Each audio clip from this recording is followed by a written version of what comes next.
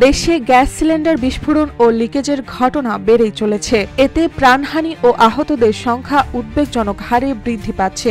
Fire সার্ভিসের তথ্য বলছে, গত 2 বছরে 169টি সিলিন্ডার বিস্ফোরণ হয়েছে। তবে বিস্ফোরক পরিদপ্তর দাবি করেছে প্রকৃত বিস্ফোরণ খুবই কম। বেশিরভাগ দুর্ঘটনা ঘটে লিকেজ বা যন্ত্রাংশের ত্রুটির কারণে।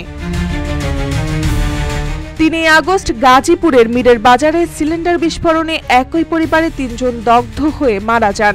1 সপ্তাহ পর সিলেটের লিকেজ থেকে বিস্ফোরণে 5 জন মারাত্মকভাবে দগ্ধ হন। এছাড়া লক্ষ্মীপুরে মেয়াদোত্তীর্ণ ও নিম্নমানের সিলিন্ডার বিস্ফোরণে 2টি বাসে আগুন লাগে, যাতে মারা যান 5 জন। তদন্তে প্রমাণ পাওয়া গেছে, যানবাহনে অনুপযুক্ত সিলিন্ডার জোড়া দিয়ে ব্যবহার করা হচ্ছিল, যার ফলে এমন অনাকাঙ্ক্ষিত ঘটনা ঘটেই চলেছে। RICL TMX, যুগের পর যুগ স্থাপনা থাকে মজবুত। ফায়ার সার্ভিসের পরিসংখ্যান অনুযায়ী 2024 সালে সিলিন্ডার লিকেজ ও বিস্ফোরণ মিলিয়ে দুর্ঘটনার সংখ্যা 700-র বেশি। অন্যদিকে বিস্ফোরক পরিদপ্তরের হিসাব মতে প্রকৃত বিস্ফোরণের সংখ্যা মোট ঘটনার 1 থেকে 2% বেশি নয়।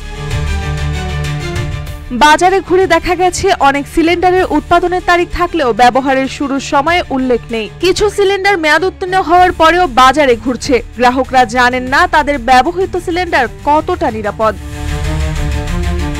দেশে বর্তমানে সরকারি বেসরকারি মিলিয়ে 2 কোটির বেশি সিলিন্ডার ব্যবহৃত হচ্ছে, অথচ মান যাচাইয়ের জন্য অনুমোদিত পরীক্ষা কেন্দ্র নেই। বিশেষজ্ঞরা বলছে, নিয়মিত পরীক্ষা ও রক্ষণাবেক্ষণ ছাড়া এ ধরনের দুর্ঘটনা কমানো সম্ভব নয়।